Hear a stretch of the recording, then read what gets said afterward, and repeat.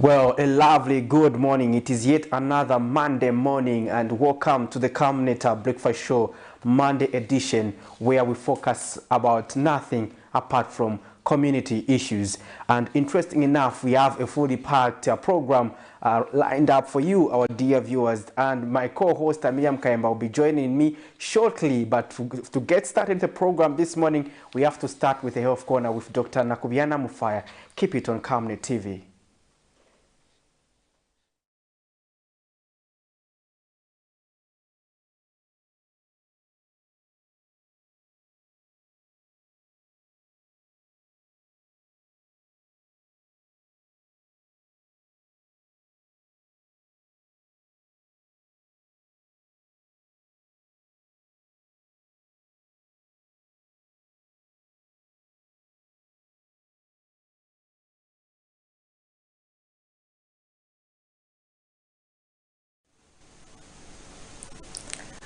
Good morning and welcome to the Health Corner here on the Breakfast Show. I am Dr. Nakubiana Mufaya. So today we look at yet another interesting mental health disorder. Last week we were talking about depression, and we talked about what depression is and how it comes about and some of the causes, the symptoms, the treatment options that are there, and also how you can prevent yourself from getting depression. So this week we will talk about another mental health disorder or mental disorder that we call anxiety disorder. Now, anxiety disorder is a very common disorder. It's a very common psychiatric disorder that many people have, and it's one of the common disorders actually. Mostly people who have depression are considered to have depression is considered to be the most common single disorder or single condition, mental health condition, but anxiety disorder is considered to be the common group of disorders, because there are a variety of anxiety disorders. So anxiety disorder usually is described as a condition where you have an exaggerated fear or anxiety or worry over certain conditions or certain things, and usually this fear tends to affect the way the person behaves. So there is an exaggerated fear, anxiety, worry, and this leads to an abnormal behavior in the person. And people with anxiety disorder can have both physical symptoms and even psychological symptoms. So they might have physical symptoms of having abdominal pain, chest pain, headache, and they might also have other symptoms of mental symptoms of being restless and just having anxious thoughts. So this week we'll delve more into what really causes anxiety disorder, and we'll also talk about some of the signs and symptoms of anxiety disorder. Now, there are also different types of anxiety disorders, so we'll talk about the different types of anxiety disorders that are there, so that you can just understand what people mean or what we mean when we talk about anxiety disorder. Then we'll also discuss the treatment options. How can you treat anxiety disorder? Is it treatable? And what is the best treatment for anxiety disorder? So today we're talking about the what anxiety disorder is, and we are saying that anxiety disorder is an exaggerated fear or anxiety or worry towards a certain situation or an object, and usually leads to having certain behaviors that are not normal, so abnormal, leads to abnormal behavior. Now, anxiety disorder can affect both men and women, and there's a very small difference in the proportion of men that are affected to the proportion of women. So of course more women are affected than men, but even men are still affected. So the proportion is about 3 to 1. So for every three women that have anxiety disorder, two men also have anxiety disorder. So it's not only a condition that affects men or affects women, it affects both genders. And anxiety disorder can start even at a very young age. So it can be a child or a teenager who is having a certain fear of something or situations. So it can start at a very young age, and it can grow, and if it's not addressed, it can even lead to being a dysfunctional adult, having a dysfunctional adult who can't really function well in certain situations, because that anxiety was not addressed in the early stages. Then it can still develop even in adulthood, so even adults can still have anxiety, and even older people who are above 50 years old or older can still develop anxiety. So it has got no age limit. Anyone can develop anxiety, and so we need to be able to recognize certain fears that people would have. So if you notice your child is having a certain fear towards something or towards an object, it will be best to be able to address that fear, because it might lead to other problems as well, other mental health conditions or mental health disorders.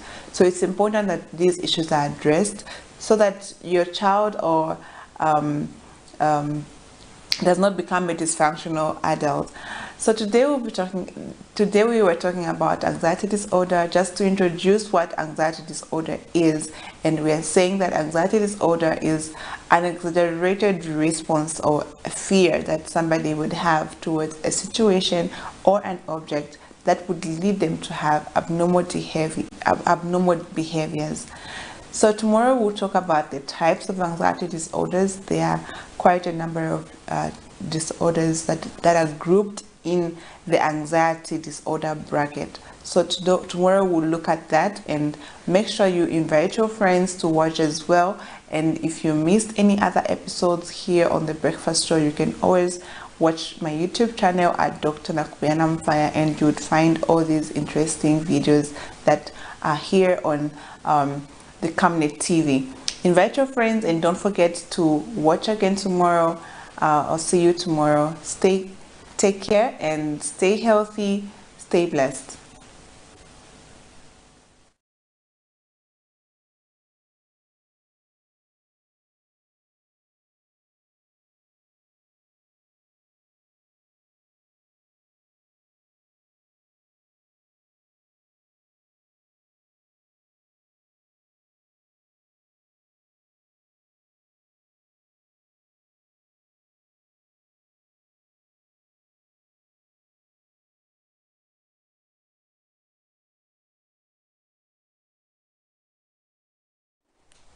Well, there you have it. That was Dr. Nakubiana Mufaya explaining issues pertaining to anxiety. But I think that every person has experienced anxiety before, and I hope you did learn much on that subject. Interesting enough, that was our health corner as usual on the Camnet Breakfast Show Monday edition. I'm not alone. I'm usually with my co-host Miriam Kaimba, and together we'll be with you up to the hour of 9. Miriam, looking good as always. Thank you, Soko. Good morning. Good morning. I need to look fresh. It's a Monday. You need to be in a good mood. Huh? They say that you need to, how you dress, you know, it gives you that confidence. Yeah. You say it's been a Monday. I need to look as beautiful as possible. You know, it's a Monday. I need to start it on a positive note. But I hear Mondays are not good days for workers. what about you? A lot of people, you know, complain about Mondays, but I've always tried to, you know, to have this positive energy toward Mondays. Imagine if you start complaining on a Monday. What more Tuesday, Wednesday? By the time it's getting to Thursday, you're already drained. I won't tell our viewers that you were refusing to wake up during when we were supposed to come for the breakfast show, and that's how I had to start the program alone. But I won't tell them that. I'll leave that alone. But I'll keep it a positive Monday. It's a positive Monday. Let it be positive. Interesting. What do we have to look at now? Anyway, right about now, we just go direct into our money market before we play some of the stories that, you know, we did have during over the weekend. Anyway, looking at our foreign exchange today, we have the United States dollar. They are buying at 18 kwacha 61 ngwe and selling at 18 kwacha 98 ngwe. We have our Great British Pound. They are buying at 24 kwacha 41 ngwe and selling at 24 kwacha 89 ngwe. We have the euro. They are buying at 20 kwacha 91 ngwe and selling at 21 kwacha 32 ngwe. We have the South African rand. They are buying at 1 kwacha 03 ngwe and selling at 1 kwacha 05 ngwe. That is our foreign exchange for today, the 17th of July 2023. Interesting. On the selling parts, the dollar is running toward the 19. Anyway, if you have dollars, it's the best time to change them. You can wait until it's 19 or 20 there, and then, and it may not come to 19 sometimes, so it's a gamble. Those who are keeping dollars are praying that it goes to 19, but those like me who is not keeping the dollars, I'm praying that it goes back to 15. Are you telling me you have exhausted your dollars? I have. Because last time I checked, it was only you and Prudence who had dollars, or were working with dollars. Interesting. Now, let's look at some of the stories that are making the headlines. Well, we had a story where a general worker of Ndalama village in Mungule chiefdom of Chivombo district has called for the arrest of a 60-year-old man he accuses of defiling and impregnating his 14-year-old daughter.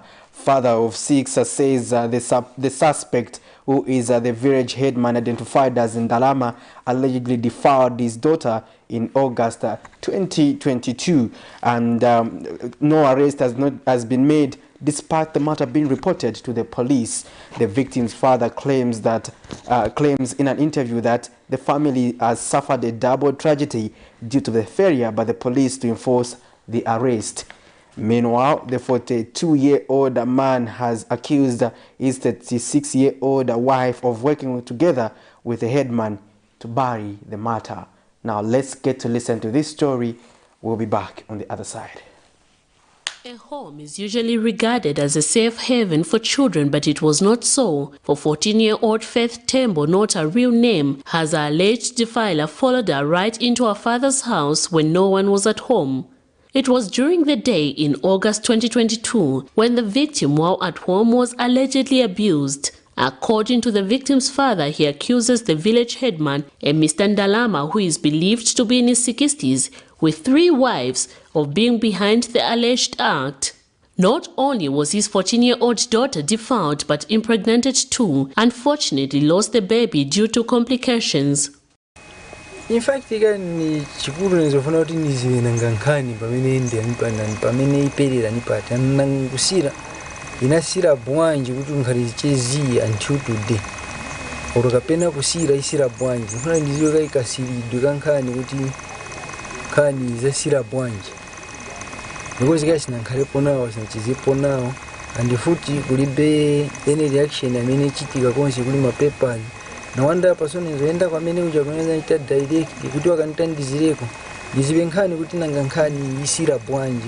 This family of Ndalama village in Mungule chiefdom in Chivombo district near Lusaka has stayed for almost a year without seeing any action taken against the man who allegedly abused their daughter, despite the matter being reported to the police.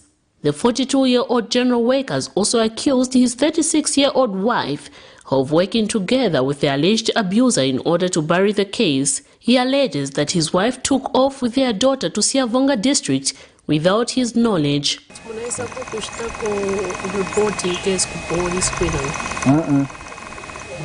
So mukona kwanu mbona munga wakazi wanu zipata nkalapansi na mamena wa suspect wa headman impact wa shike drop mulani watawene mwana wapanje. Ndiye kuganiza wangu. Ndiye kuganiza wangu. Kwa chama chingi zote nganize so. Wafesi pamene wanaenda unaitiye wotabisha kwenda naye na siona gura vonse vo ku school kuti mwana ndi school beva mtenga wenda naye. Then apa futi wa bwedi so nafuna kuti wankhale kuti very way forward nkhani yendera pati futi wamutenga futi watawanaye futi waenda naye. So ndiye pamene ita suspect pamene apa. In a separate interview, a twin sister to the victim is now pleading with the authorities to find the alleged abuser and ensure he faces the law for destroying a sister's future dreams.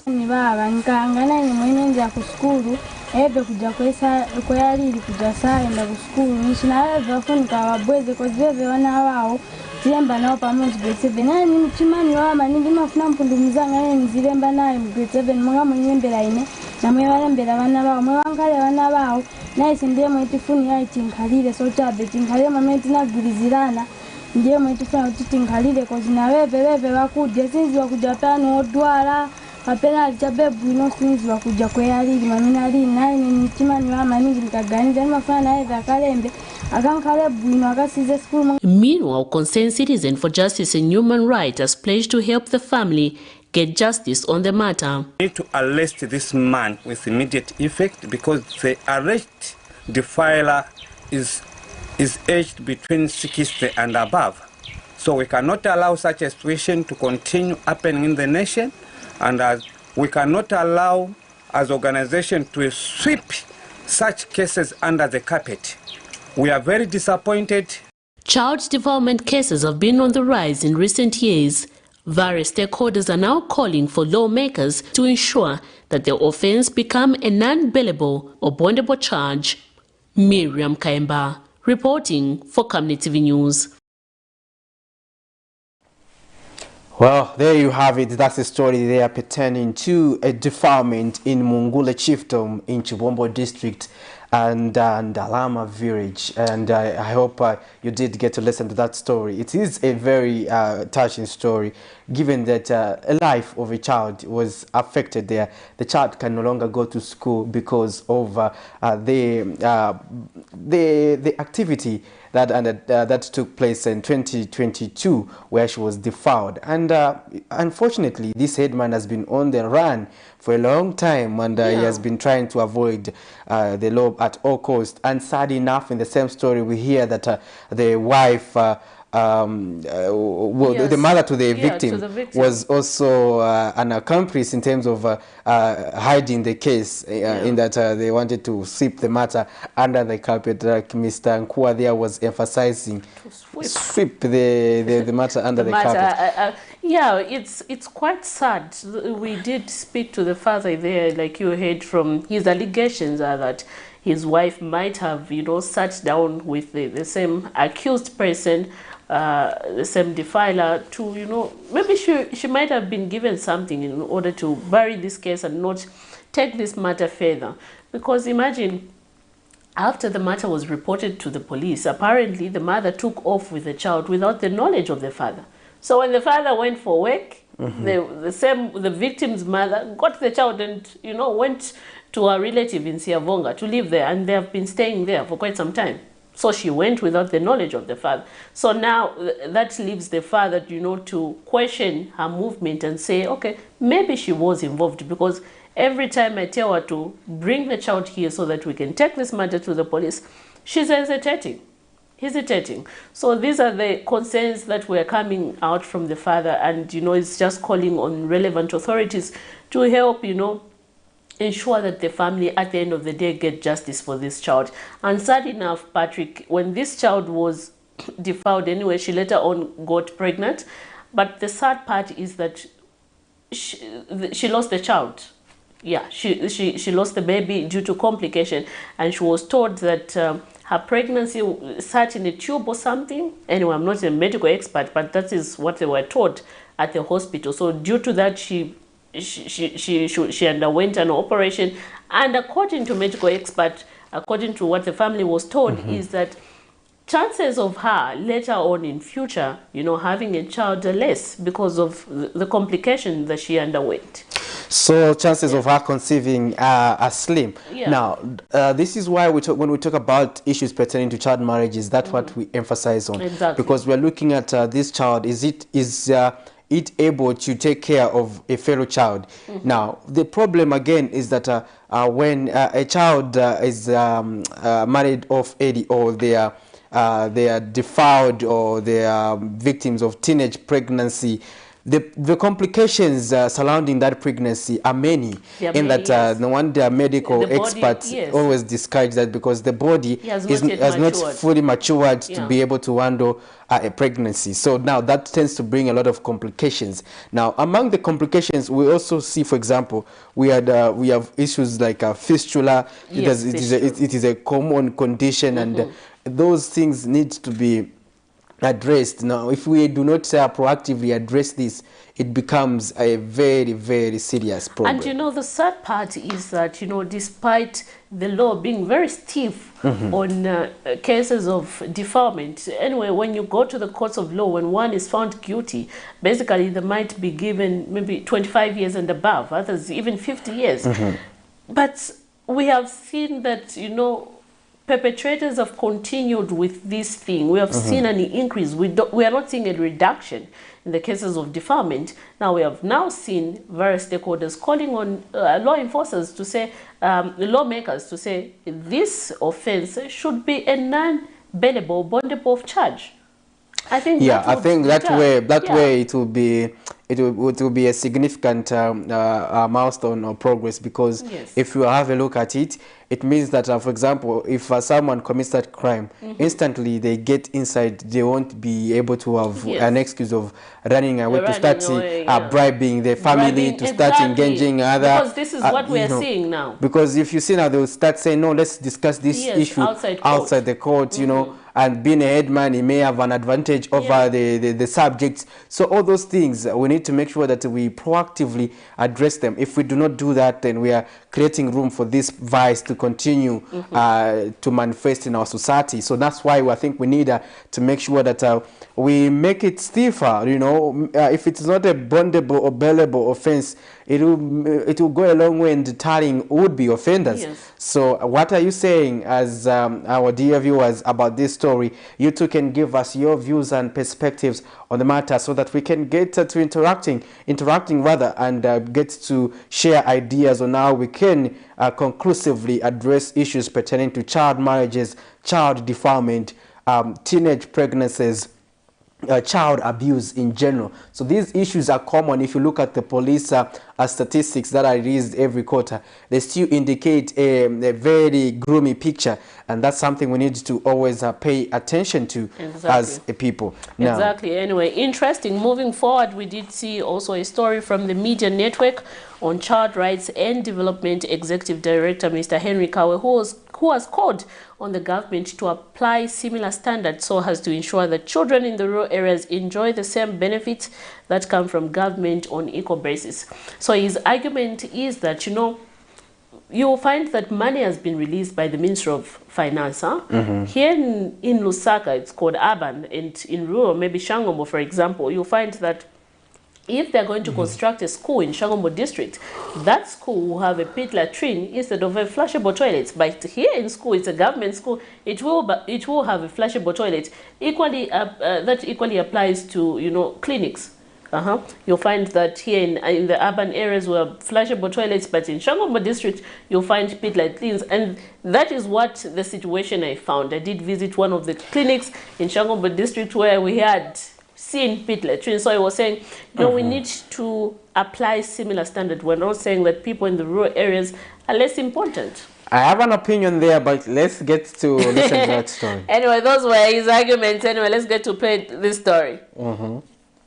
The unbalanced supply of public services is a problem that all countries need to solve, and this imbalance is especially prominent between urban and rural areas. Stakeholders say the imbalanced development in Zambia's rural areas is still severe, as reflected in the infrastructure constructions, medical security and social security. By 2030, Zambia aims to transform into a prosperous middle-income nation. Media Network on Child Rights and Development Executive Director Henry Kawe says that can only be achieved if the government applies similar standards so as to ensure that children in the rural areas enjoy the same benefits that come from the government on equal basis. He has expressed concern that government prioritize the urban-rural areas by building schools and health facilities which have flushable toilets, while in the rural areas they are subjected to pit latrines. In Shangombo district in Western Province, health facilities visited by this reporter are seen to have pit latrines, while in the urban areas, for example Lusaka, the situation is different as all the hospitals have flushable toilets. You find that money from the same Ministry of Finance is released to the Ministry of Health, it's released to the Ministry of Education to build schools. The same government will build schools or health facilities which has flushable toilets in urban areas and build health facilities with pit latrines. Imagine, we are talking about health. That's the Ministry of Health erecting a clinic which has a pit latrine, which is promoting unhealthy behavior. So we expect government to apply similar standards. Are we saying rural people are less human?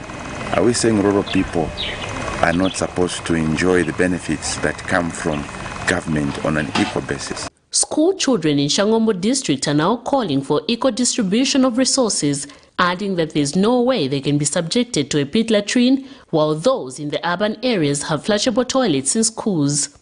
We need equal distribution because a person from the rural area and a person from the urban area, we are all the same, we are equal, and our health matters. So I might say that the services offered in urban areas are the services which need to be offered in the rural areas at the health centers. We deserve to have the equal rights and as well as development.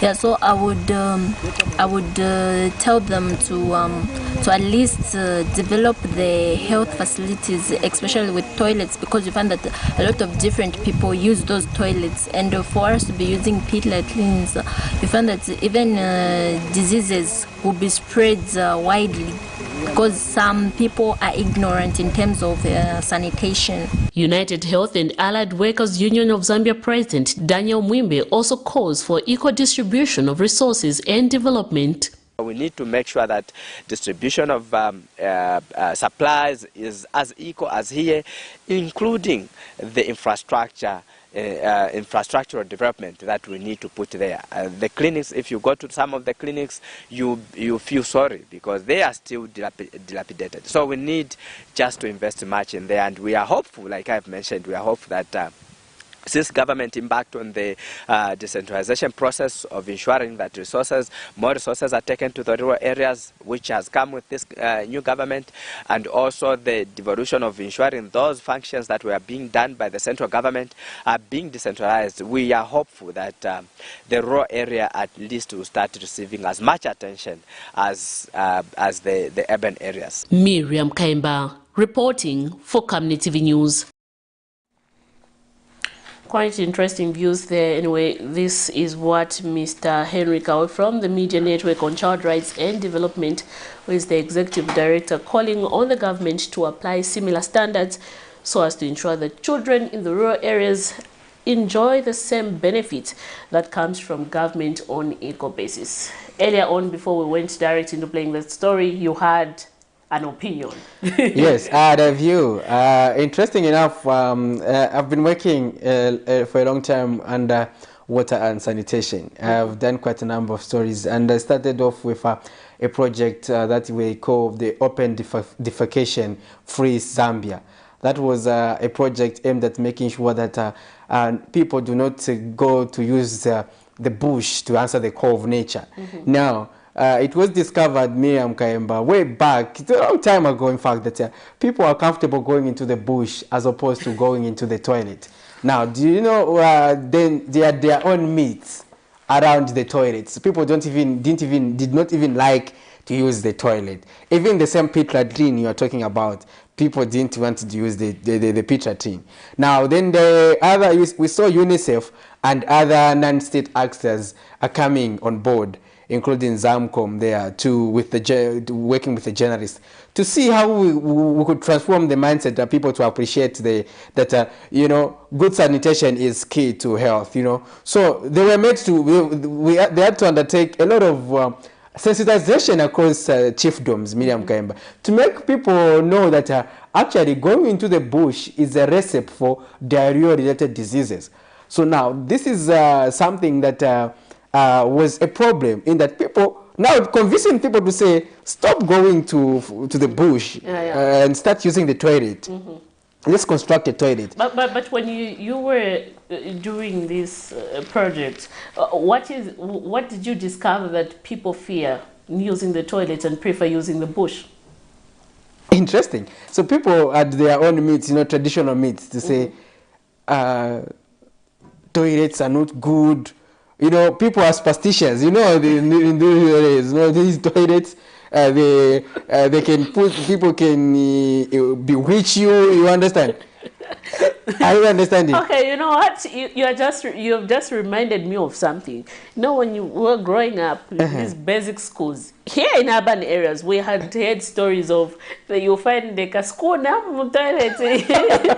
Yeah, we had grew up, hearing of such myths and understanding that people still believed, in those myths. It's quite sad. Yes, those are myths and they were not factual. But there are a lot of myths surrounding that, and people say you cannot come from Lusaka to come and tell us how we should be conducting our business here. Yes. We conduct our business in the bush. Who are you to come and tell us to do this business? You know what? To change the mindset. You know what transpired, Miriam?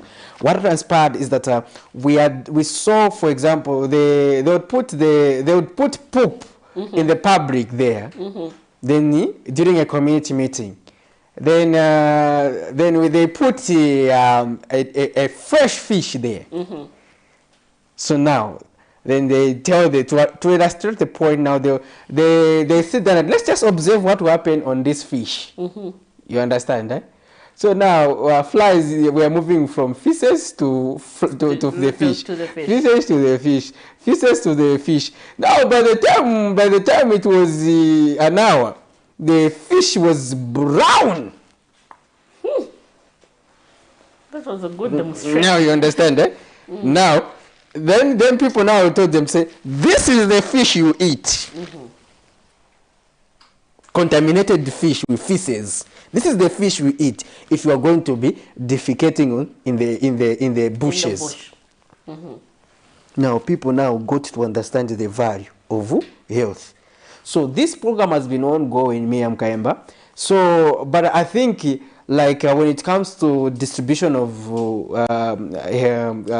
health services and schools, when we are constructing these facilities, equality is important. Yes, because when we're talking about sustainable development goals, both sustainable development goal number 3 that seeks to improve the health well-being of citizens, as well as sustainable development goal number 4, they both amplify equality. Yes. So when we're looking at that, we don't have to leave anyone behind. So when it comes to people accessing good facilities, it means it does not matter where you are coming from, whether in the rural area or in urban areas. You have to make sure that the services are as equal as possible. So now it means that we have to continuously be engaging the people, change the mindset. Even us, as we take development, we have to change the mindset and tell the people about the importance of good sanitation. So if people appreciate everything we are doing around that, there will be no resistance. Then development has to be people driven, in that people have to be engaged prior to constructing any facility. People must be explained to say, this is a clinic we are building, and this clinic is going to have such facilities, and these facilities are aimed at making sure that people enjoy the quality sanitation services. So now, if people are made to appreciate, Miriam Kayemba, even incidents of vandalism, incidents of damage to property, they minimize and because people appreciate and attach the value to that infrastructure. Quite interesting. Unlike a situation where you wake up in the morning, you find that it's a new structure. You don't know whether it's a clinic, it's what. You don't even feel part and parcel of it. You understand? Yeah. So even when something is happening around this facility, you take it as it is none of your business. Even if it is destroyed, even if someone destroys the windows, you do not mind, because you feel that's not your business. But if you make people aware that it is their business, whatever public infrastructure has been put up is for their is there to safeguard their interest, people will appreciate the value, and ultimately, I think we'll see a progress and the incidents of vandalism will ultimately reduced.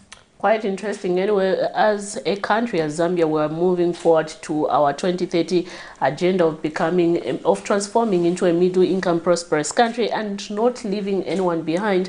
So this is the need where we call for equal application of resources, or rather equal distribution of resources in both the rural and urban areas. In case you are you are watching us on Facebook, please do drop us a message and contribute to some of the stories that we are looking at. Earlier on, we did play a story from Mungule village where a headman is accused of defiling a 14-year-old girl, and this headman is in his 60s. How best do you think we can address issues pertaining to child defilement? Do you think this issue should, this charge rather, should become a non-bailable or bondable charge, so that, you know, we can deter would-be offenders from continuing to commit such crimes?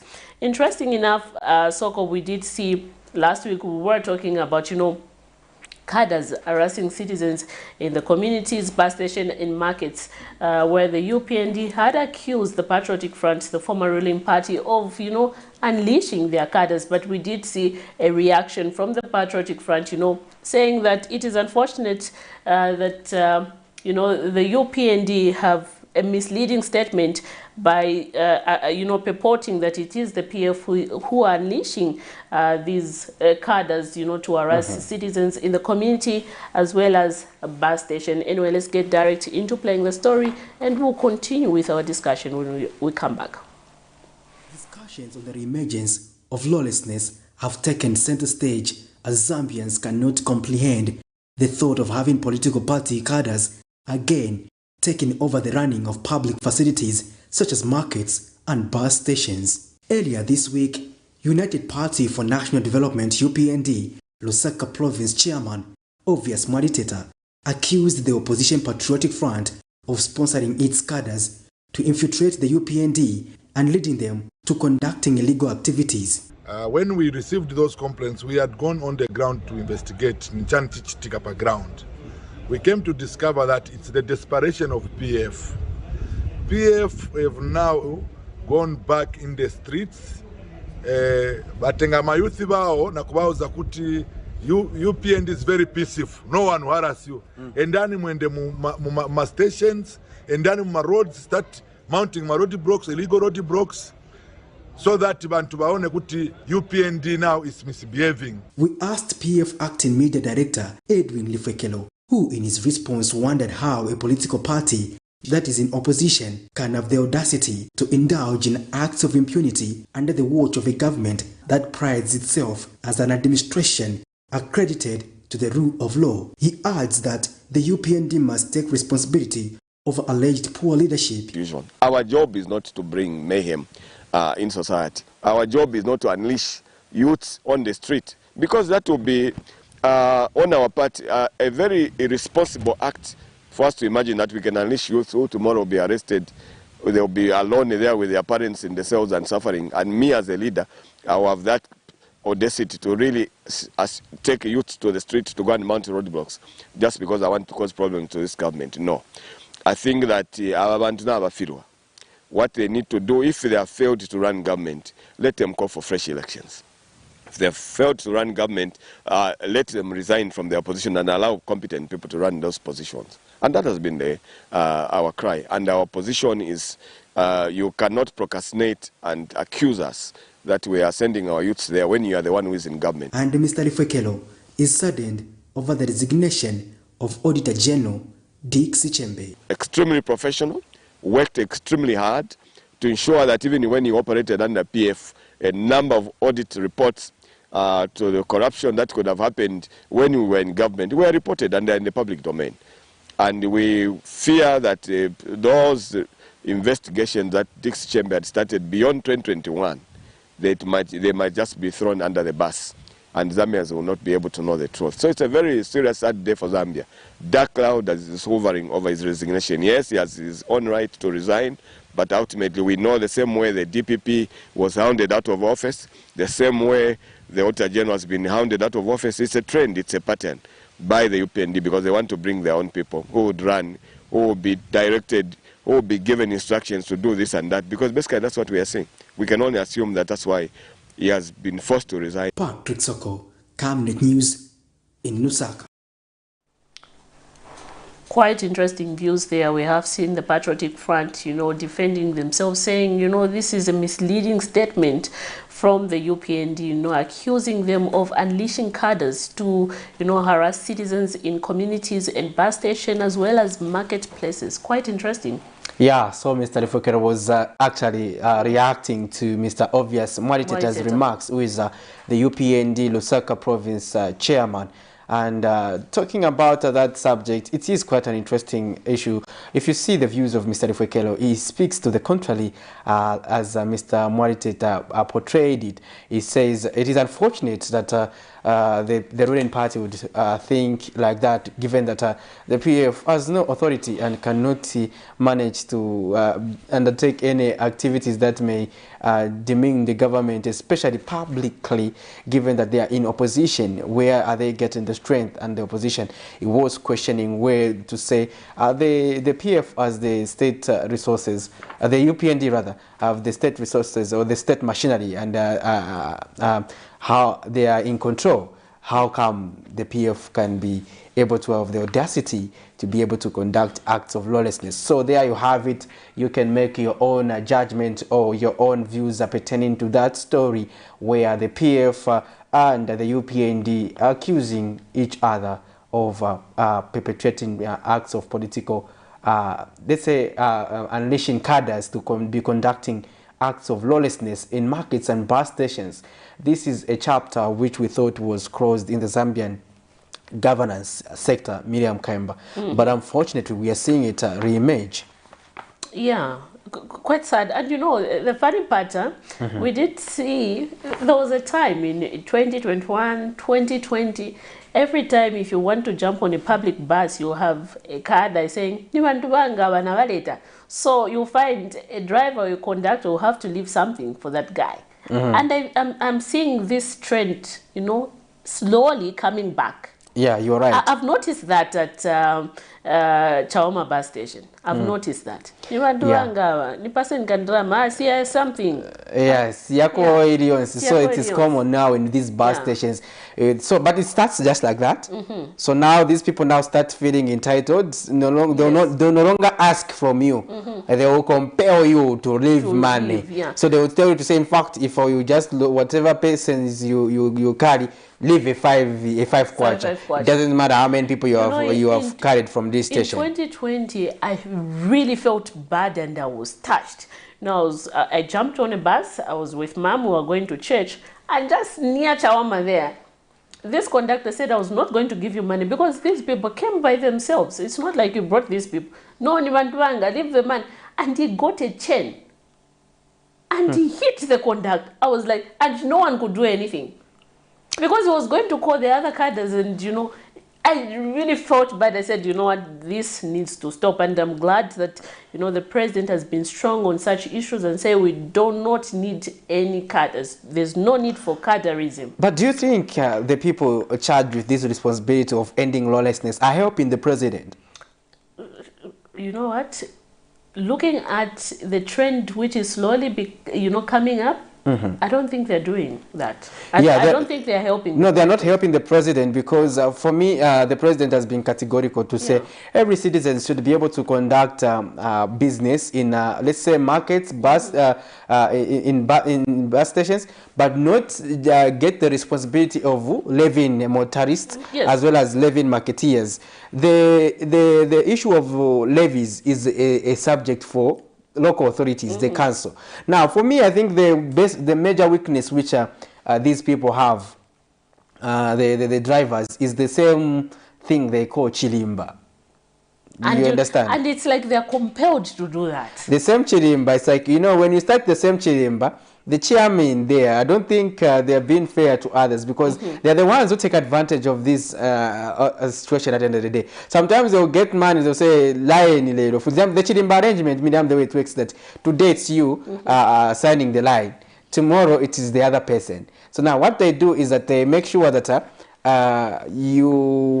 when it is your day, Miriam, all the money that they contribute comes to you. Now what happens that today they will say, this money we are not giving any driver, it has to go to the party. It is for administrative issues. So by those things, that's how the PF used to do it, and that's how it started growing. But now, even now, we see it. For example, if you go to various stations, you do not see a council official, but people, they have small books they write. Yeah. They are writing the plates and everything, yes. and those things. That's where the issues of cadreisms are entrenched. That's where issues of lawlessness start from. But I think for me, if we are to be a serious nation, for example, a nation of laws, that aspect has to be addressed in this aspect, Miriam. Look, we can put in a registered, they can make like a cooperative, in a cooperative format. For example, the association for bus drivers should be able to help them run that chirimba arrangement, and not as opposed to individual cadres or drivers who have political interests. One. Alternatively, they can partner with a financial institution. This financial institution will help small-scale businesses. They can help them so that they can be saving through a financial system, or they can work with a mobile service provider. They create for them an account where, for example, they are depositing collectively. I'm talking about accountability and transparency there. Yes. So that, for example, when the time comes for them to be able to share the money, they are sharing equally, and everything they are accounting for it. But when you look at that arrangement, the aspect of accountability is slim, because sometimes you can just use impunity and say, so nichite bwanji. And there's nothing here. And that's what used to happen. And so the sad part is that there's nothing you can do as a driver, because you can do. In as much as you try to be, say, no, I'm going to report you because this is fraud or something, you'll be chased out of the station. Yes, they'll be chased out, so they'll prefer to keep quiet. So if you speak out, in the Maribos, we received a lot of people there who spoke out. They were coming to just give us their side of the story. We follow up with their leadership. So those stories continue to emerge. But if this thing is not addressed, believe you me, as we go towards 2025, it will be unstoppable. Very unstoppable, and it's growing slowly. And the sad part is that even in Seat Market, you find them with Tuma books. They're issuing receipts. So even the council themselves. Anyway, let's pick this call. Hello, good morning. Hello, good morning. Good morning, how are you? We are fine, thank you. How are you? We are very fine. Who are we talking to this morning? Mukoma from Livingston. It's good to know that you're watching us this morning. Please go ahead with your contribution. Thank you. Yeah, you must distinguish between cutters and those that are looking for what we call today coin. Those people that you see running around in bus stations and the mini bus stations, those are not cutters of any political party. Those are individuals, the youth, looking for a coin. So they have seen an opportunity. When they load a bus, there is an agreement between them and the bus conductor that when you load, I give you coins.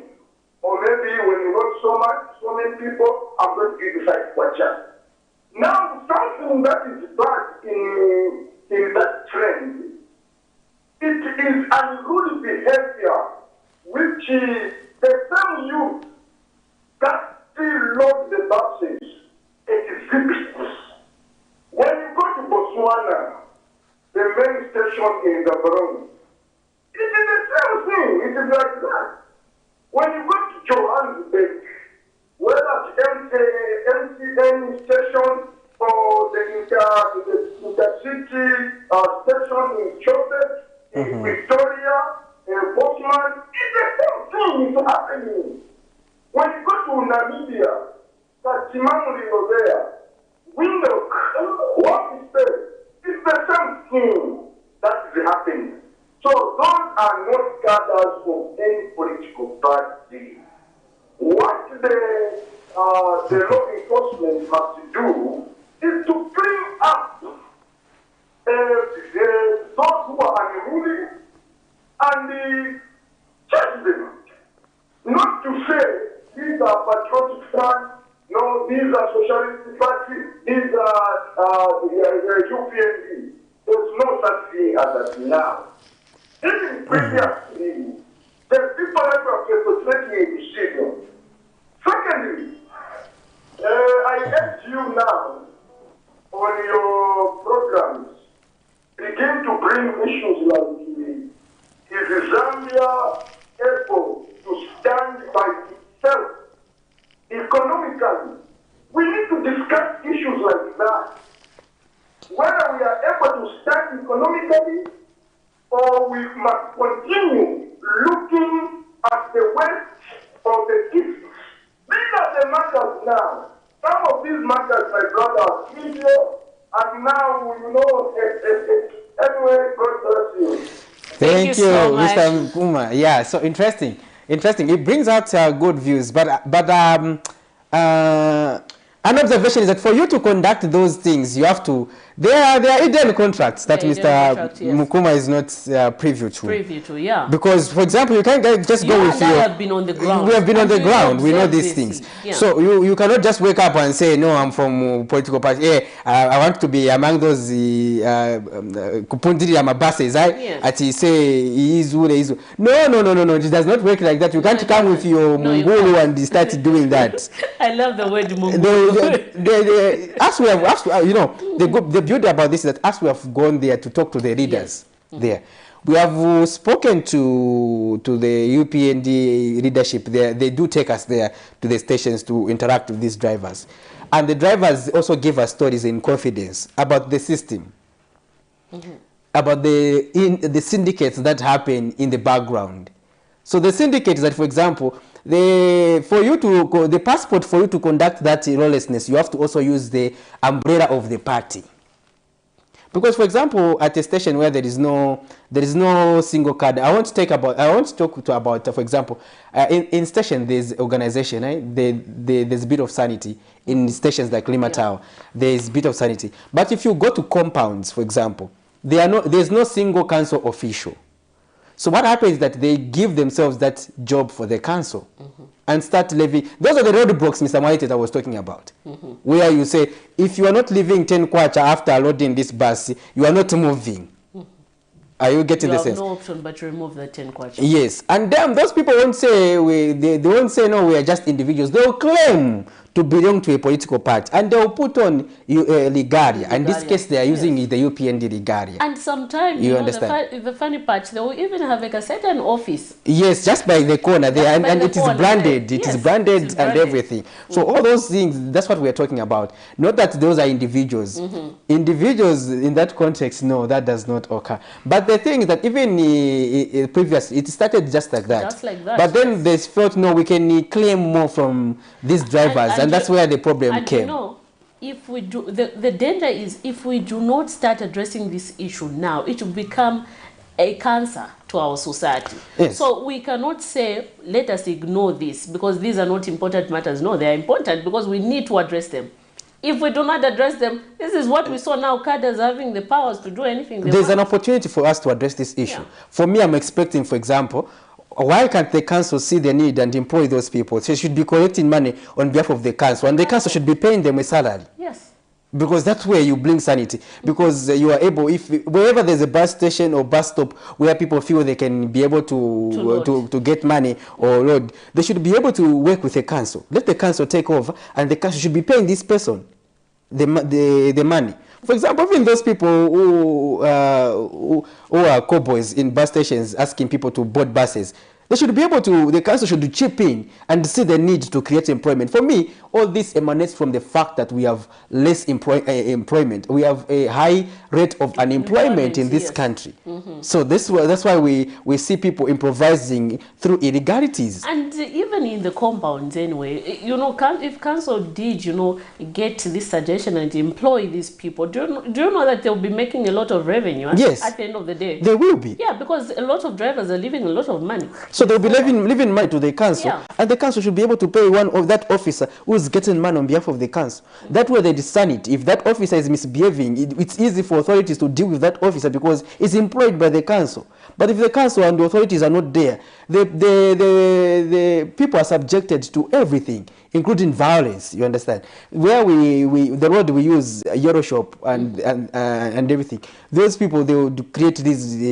They have created these bus stations. There is no toilet. There is no anything. But motorists are leaving money there. Bus drivers are leaving money. So there's a need. So you can see a need as a council and be able to take up that responsibility. Yeah, so these bus stations in the compounds, council should, chip in, ensure that they collect revenue, and at the end of the day, build health, toilets. Toilets there. Put up mobile toilets there and everything, so that people, it is a very conducive place. Even when the people are leaving money, they know it's worth leaving money. It's worth it leaving something, because why should you start leaving money if there's nothing?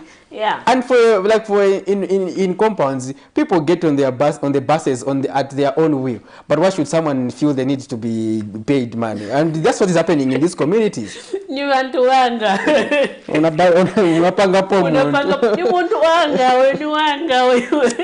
Another story, Miriam, is a story where we have the Center for Trade Policy and Development, CTPD, has challenged the Ministry of Agriculture to be clear on agricultural reforms being undertaken. The United Party for National Development, upon taking over office, indicated that the Farmer Input Support Program, FISIP, will be reformed into the Comprehensive Agriculture Support Program.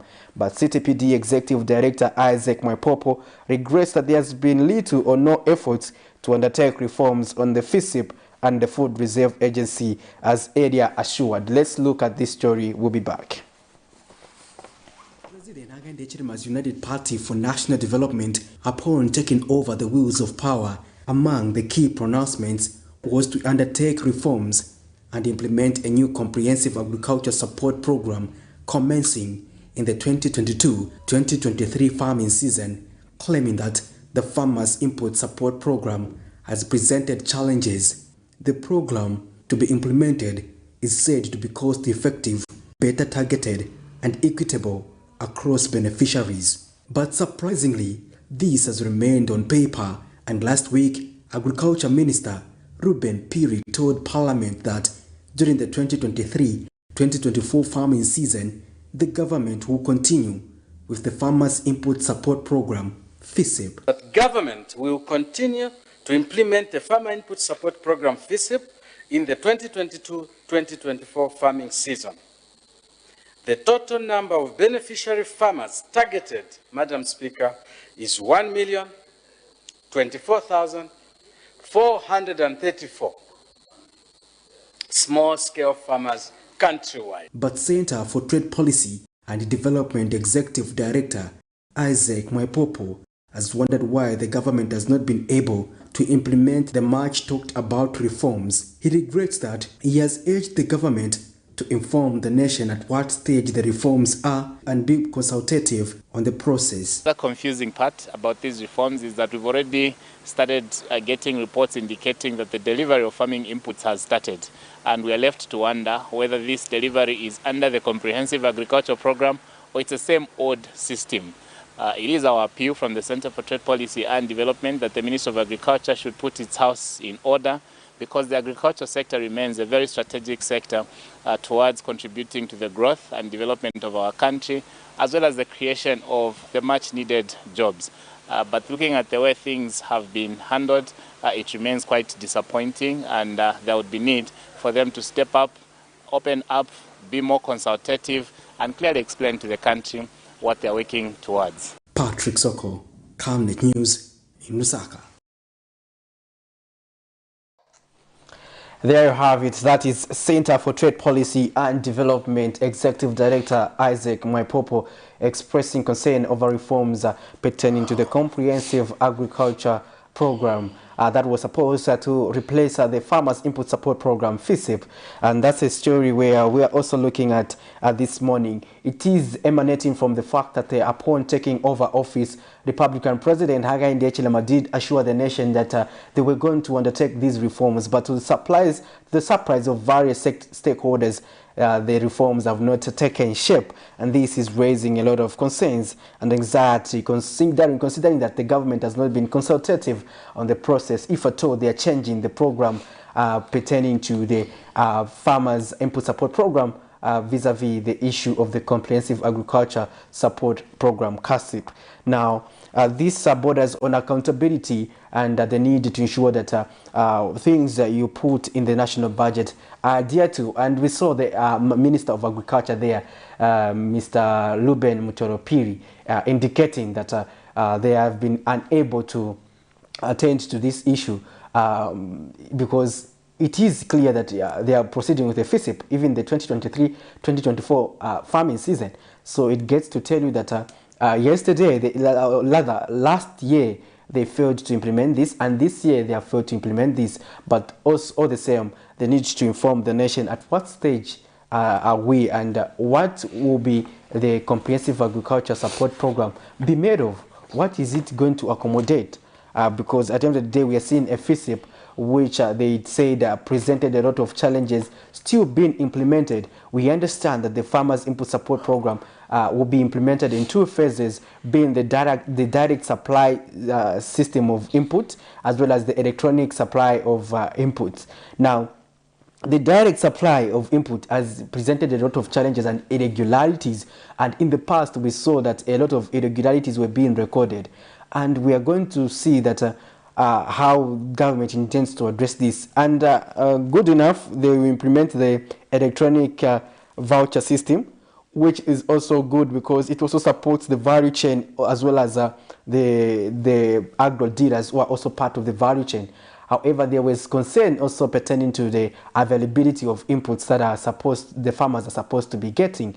So we hope that these teething issues have been addressed, because according to the government, they said the FISIP presented some challenges. But how are they addressing these challenges? So we see that we need also to undertake a review of the Farmers Input Support Program.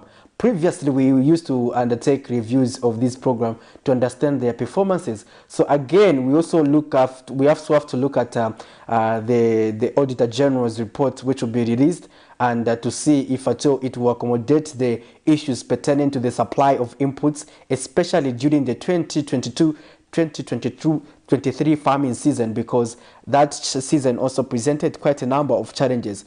But how are they addressing them, so that we know if the challenges which were identified by this administration are being tackled going forward? Because if we are not tackling these challenges, at the end of the day, we'll be doing the same things over and over again, but expecting the different positive results. And that, for me, I think is impossible. Talking about reviews, we have seen another story coming from the Zambia Association of Manufacturing, urging the government to work on reducing the cost of doing business. Chief Executive Officer Mutengali Ndunda has called for a quarterly review of fuel pump price, stabilizing the kwacha and electricity disruption. Anyway, let's get direct into playing the story. Zambia Association of Manufacturers, we have noted a general improvement in the performance of the manufacturing sector in the first and second quarter of 2023. This is despite challenges that were faced, which included electricity disruption, instability in the exchange rate, as well as the high cost of doing business. We expect that the third and fourth quarter, the performance will be better, especially that Zambia has reached a debt agreement with its creditors. We expect that there will be ease in the pressure, as well as predictability of the business environment, because this will enhance planning for manufacturers. Azam, we also expect that the fuel pump prices will stabilize. However, we are hoping that the quarterly review of fuel pump prices will be effected. Between China and Zambia are very strong ties that span a very long time, starting with our forefathers, Chairman Mao and Dr. Kaunda, and they have remained strong and have only grown from strength to strength since then. It is also important to note that there is no acrimony between China and Zambia. There is none, there's never been any, and we do not foresee in the near future any at all. Right now, the whole country is in jubilation when it comes to the partial withdrawal of the 20% under NAPSA, but all the people that worked under the character, when they go to NAPSA, they don't know them because they didn't even contribute NAPSA. Failing to contribute statutory contributions. And today, many journalists, unfortunately, even when they go to NAPSA, they can't even access a 20% because there's nothing. The man did not contribute. So we just want to make it very clear to him that running a country is not an easy thing. And running a country is not as easy as running, for example, a newspaper that you failed to run and ran it down. Running a country is complex. It requires dedication. It requires somebody that knows what they are doing. You can't run a country based on vindictiveness, based on bitterness, based on hurt. Because what is clear is that we all know Membe never wanted President Hakainde Hichilema to become president in this country. We all know that Membe didn't want UPND to be a party in office in this country. This is orchestrated. Over the many years that he spent investing in his editorial comments, speaking badly about the UPND and its leadership. Well, there you have it. Those are interesting stories we are looking at pertaining to the Zambia Association of Manufacturers, as well as another story where Ministry of Information and Media Director spokesperson Tawo Kawana was expressing concern over the statement that was issued by the Socialist Party President Fred Membe, who earlier did made remarks that finally President Hakainde Hichilema has seen the need to go to China, and that because he accused the President Hichilema of neglecting China and having preference to the United States of America as his preferred allies pertaining to development. And there the media director was trying to allay those concerns that were raised by the opposition leader. But however, these are issues that we continue to talk about, and that issue borders on diplomatic ties between Zambia and China. And Mr. Kawana was saying that the Zambia needed an invitation to go to China, and that the invitation has finally come, and that the president will be heading to China. And that's another trip added to the president, who has been given a new name. I think that's I think that's a progressive move, because we have seen various opposition political parties calling on government, to swallow their pride and go to China so that they can help us, address our debt issue. But given the fact that now we have this opportunity to go to China, I don't see the need of opposition now to start again condemning these trips. I think this is a beneficial trip that we should also, consider that it's coming with benefits at the end of the day. It does, but there has been concern that the trips have been too many. But if the trips, we are seeing result from the trips. What results are you saying? We have seen a lot of results, Patrick. So we're talking about debt restructuring and other sectors. We have seen, this has also boosted investors' confidence. So if the trips are yielding results, I argue, Miriam. If we are seeing the do you have to move to me for you to yield the results or to build the investor confidence? Do you have to move? Anyway, so if at the end of the day at least we're able to see something, I think we should appreciate. I think it will be quite sadist of us or unfair of us to judge the trips if we're seeing something at the end of the day. How much have we spent on the trips, and how much have we brought here as a foreign direct investment? That's the homework. But anyway, moving forward, we have now transitioned into our main interview, where we'll be joined shortly by Reverend Mwaona Zulu, the Director of Programs from the National Day of Prayer, who is going to help us, discuss the importance of upholding national values and principles in our society. Right about now, we take a short break. Get all the latest updates in court news only on Camnet TV. We take you and make you feel part of the court sessions through our in-depth coverage of the adjudication process. Get informed on those who have been arrested, delayed and denied the police bond or bail victims, persons taking plea, court adjournments, verdicts, and those administration issues in the judiciary. Camnet TV is on channel 274 on DSTV, channel 25 on GoTV, and find us on channel 106 on Topstar. You can also follow and give us a like on our social media platforms. Camnet TV, not just another channel. Water is life. Each drop counts and each must be cherished.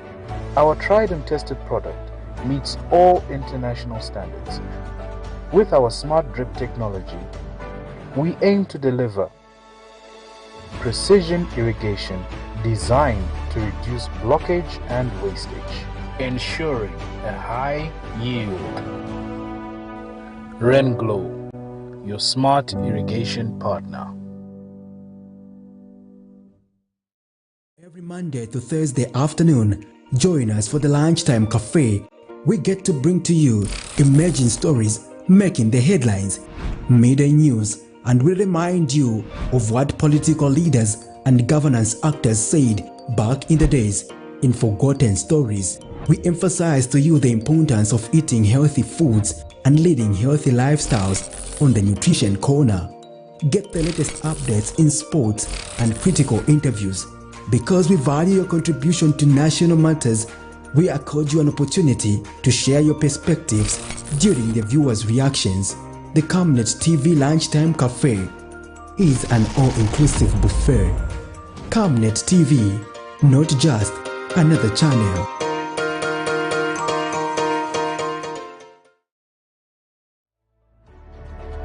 Water is life. Each drop counts and each must be cherished.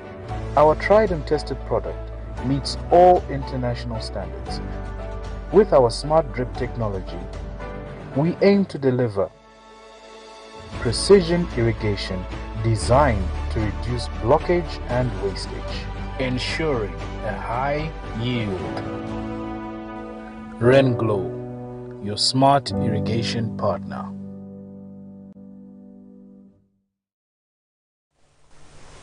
Thank you for still staying tuned to the Camnet TV Breakfast Show. In studio, we have been joined by Reverend Moana Zulu, who is the Director of Programs from the National Day of Prayer, and is helping us discuss the importance of upholding national values and principles. Good morning. Morning, how are you? We're glad to have you on set this morning. Thank you very much. To begin with, let's talk about the national values and principles. As a society, do you think we're doing enough as appreciating or rather upholding these values? I think as the society, even as the nation, we are not doing enough in upholding the national values, then also the principles, because this is where Zambia stands on. So looking at what is happening in the nation, I think we need to do more. Yes. When you say what is happening in the nation, in what reference are you making that statement? We are talking about the activities that are happening. You know, each and every nation has got its own identity. Yeah, you go to let's talk about South Africa. You find there is a standard where the nation stands for.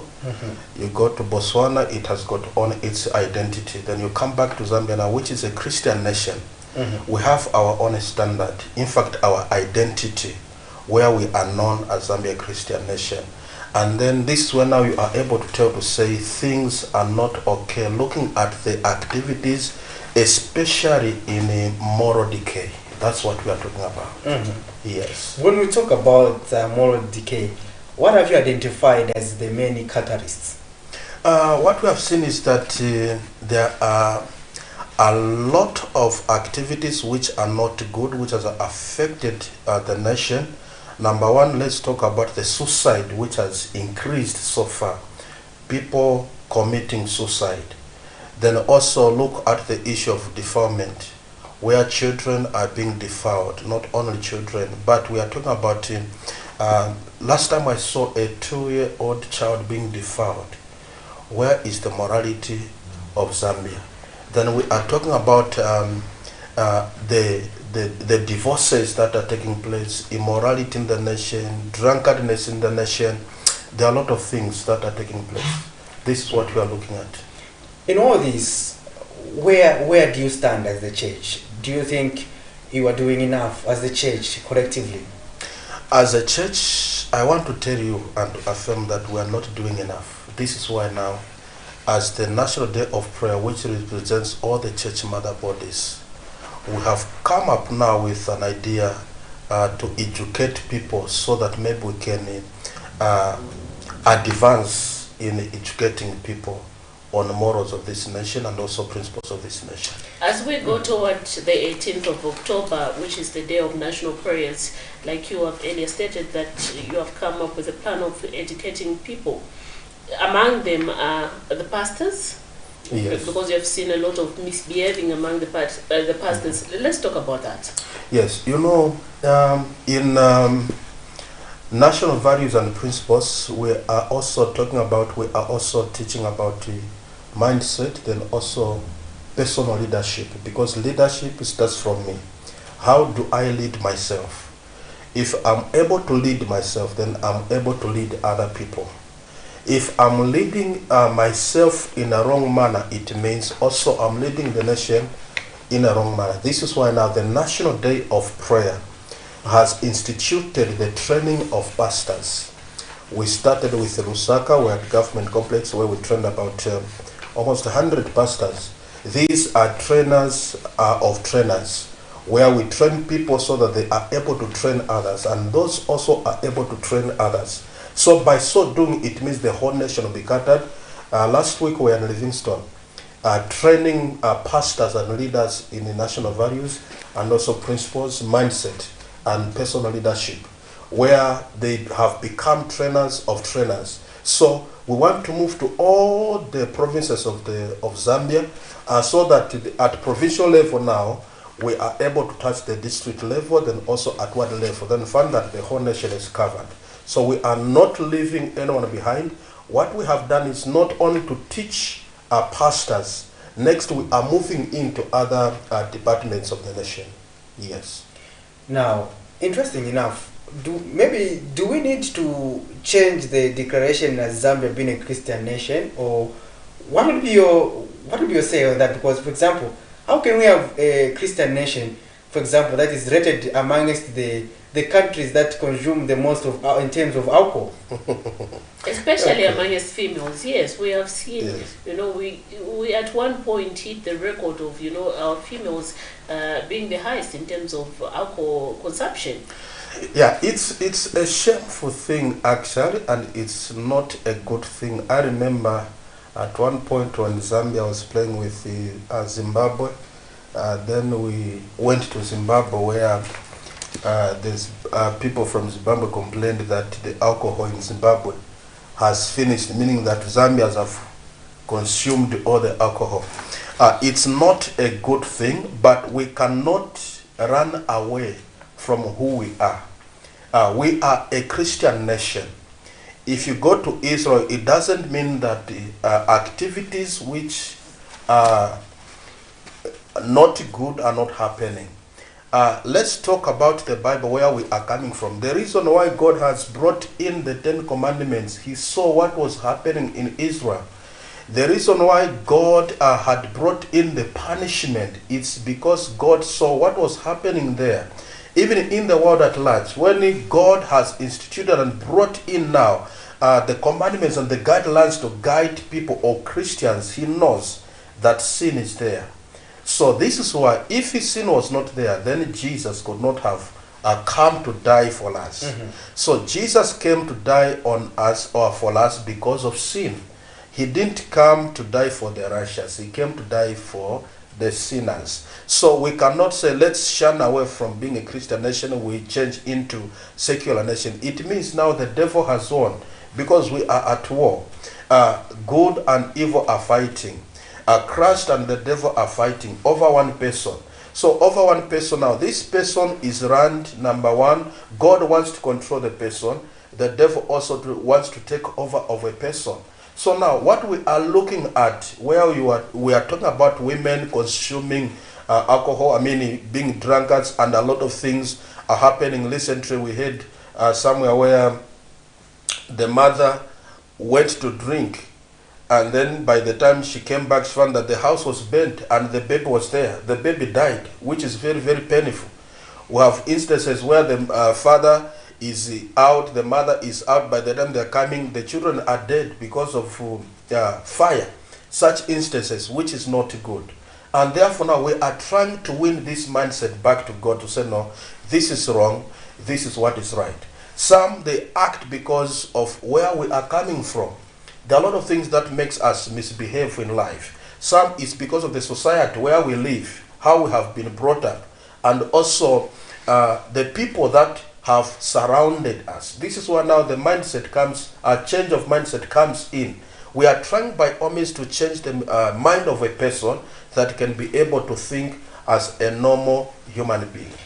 Are we, maybe, is it because probably the church is losing the touch in terms of teaching people about salvation and focusing probably on prosperity, that these people may not appreciate this teaching? Because at the end of the day, those people who are among drunkards, for example, those who are the corrupt, those who are, let me say, sex breakers, all those people, they do come to church. Yes. Maybe that message is missing. Are we also doing enough to make sure that that message is convincing to these people?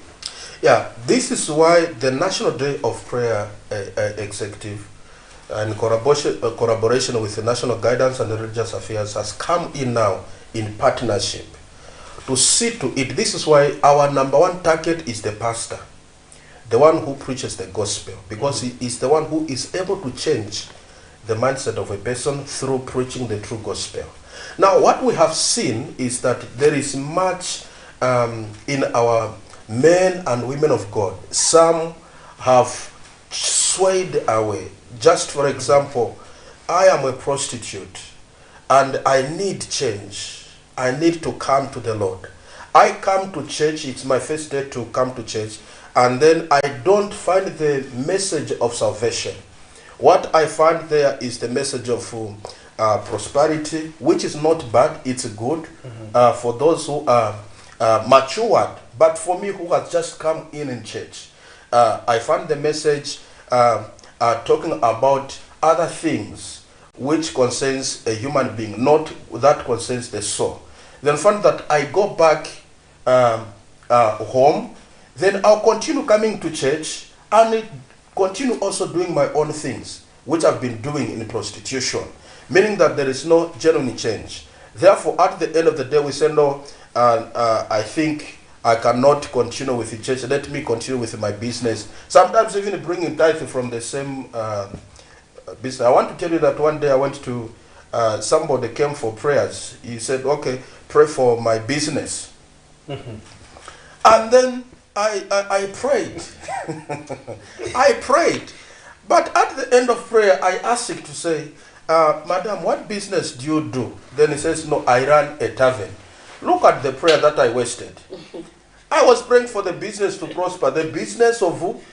Selling alcohol, which was not good. Then I had to sit there and say, no, this is not a business, the kind of business a Christian should know. Are you a believer? Are you a Christian?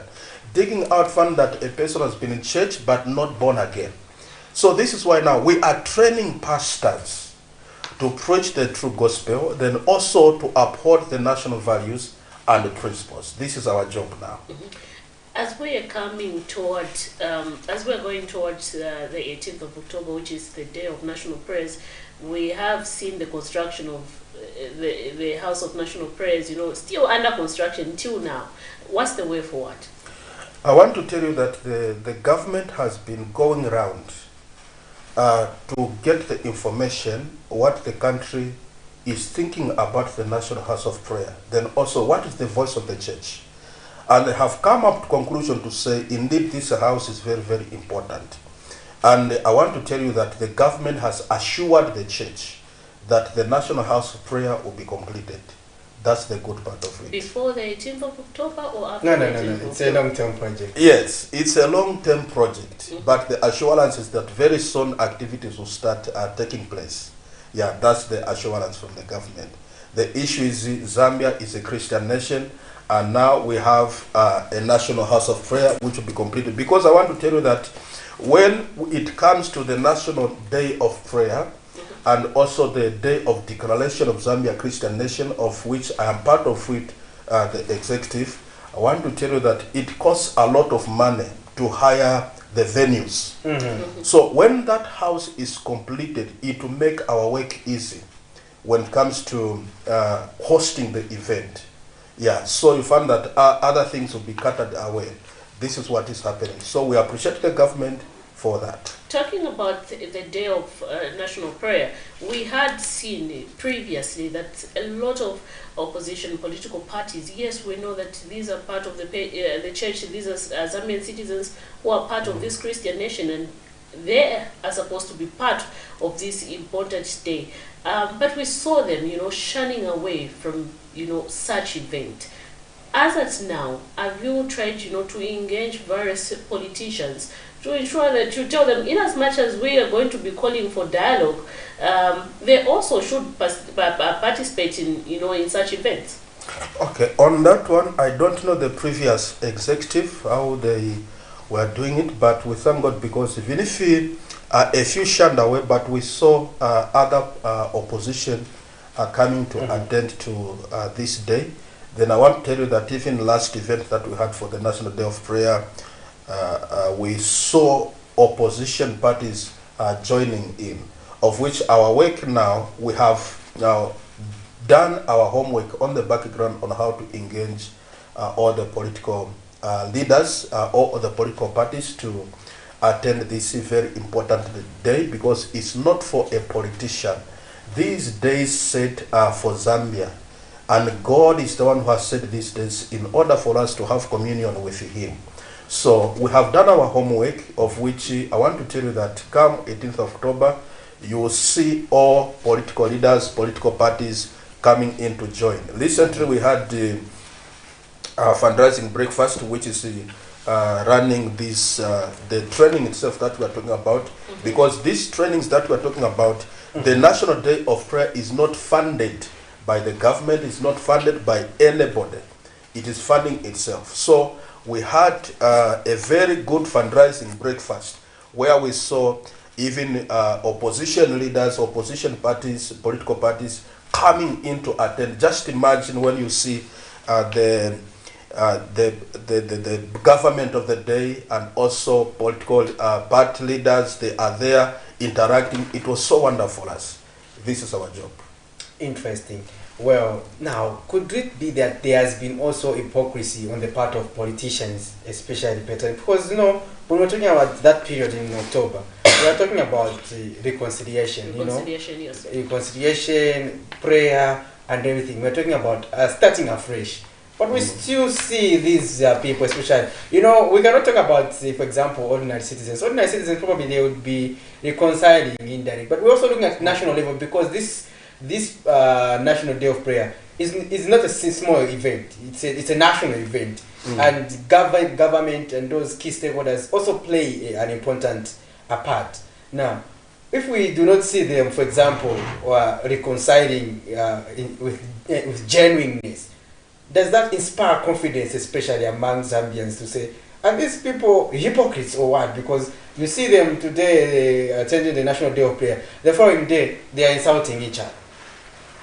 Okay, on that one, what I can say to you is that what happens, the reconciliation is very, very genuine. The reconciliation is very, very genuine.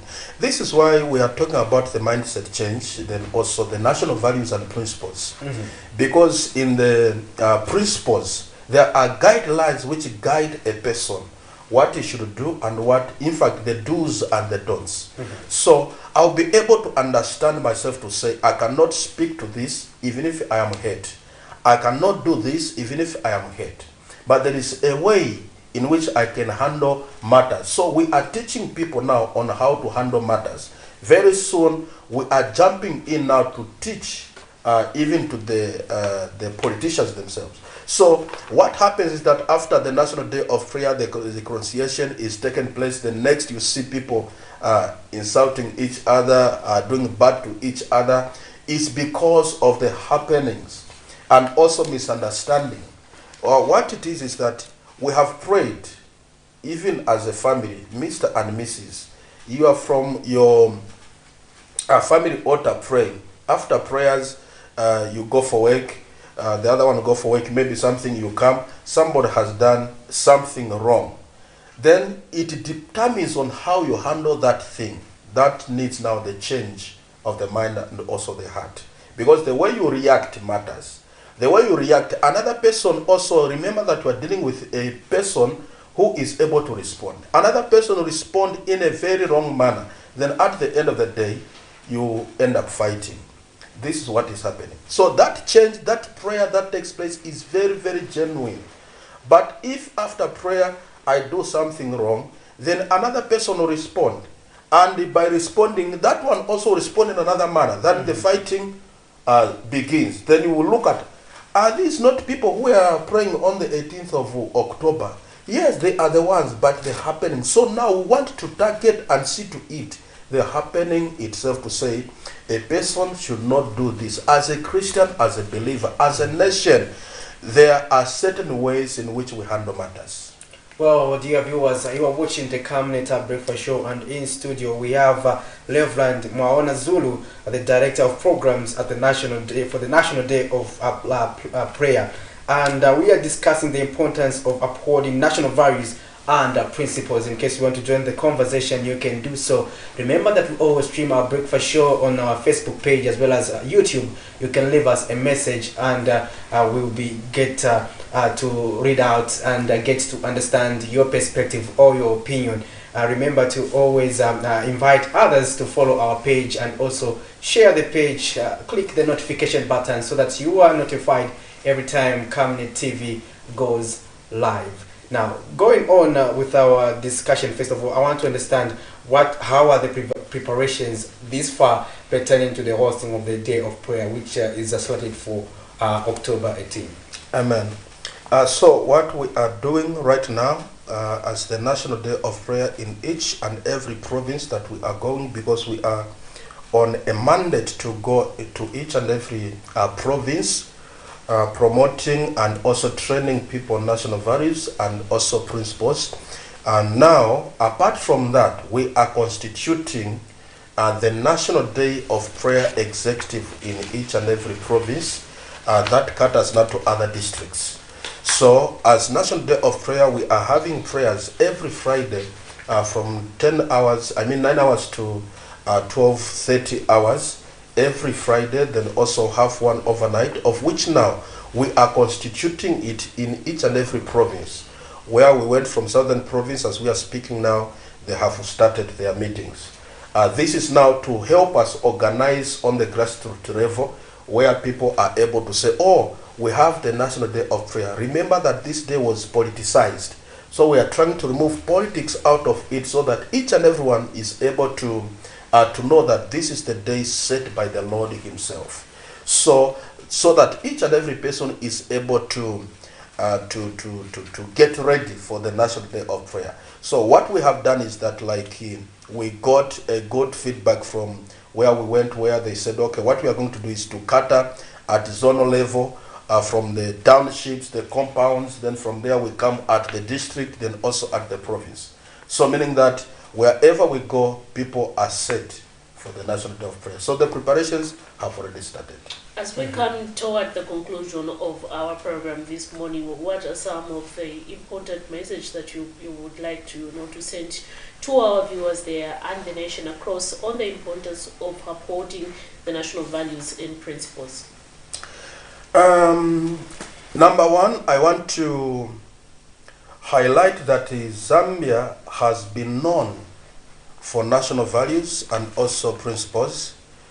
As you are aware that the Ministry of National Guidance and Religious Affairs was not instituted only by or started by the PF government, but it is started by in 1991 This is where the Ministry of National Guidance and Religious Affairs was instituted. Then also in 2016, it was repeated. In fact, it is way back from UNIP government coming to MMD, and now it has come to the previous government where the ministry came in. Now it has been promoted, actually coming to the department of the Vice President herself, Her Honor. This is where we are standing. So now, this is very, very important, where the President each and every year goes to the Parliament to report over what is happening in the nation, whether we are advancing or we are at the same level. Meaning that now, even as a nation, let us see to it that we uphold the national values and principles. We know ourselves, we are Christians. There are things that we are supposed to do. There are things that we are not supposed to do. So I encourage, if we call you, our viewers, for training, please, this is the training that you will not complain. It's the Southern Province people were saying, no, we can't do this. But when we went there, when the training came in, they said, no. This is what we need as a nation. And everybody was happy. And as at now, Southern Province, Lusaka is touched. Thank you very much. Thank you so much, Reverend. We were glad to have you on set and just share, this beautiful discussion where we're looking at the importance of national values and principles. In studio, we're joined by Reverend Maona Zulu, who is the Director of Programs and National Day of Prayer. We have now come to the conclusion of our program. I was your host, Miriam Kaimba, and I was joined by my colleague, Patrick Soko. It's bye-bye. Please do join us tomorrow morning at the same time.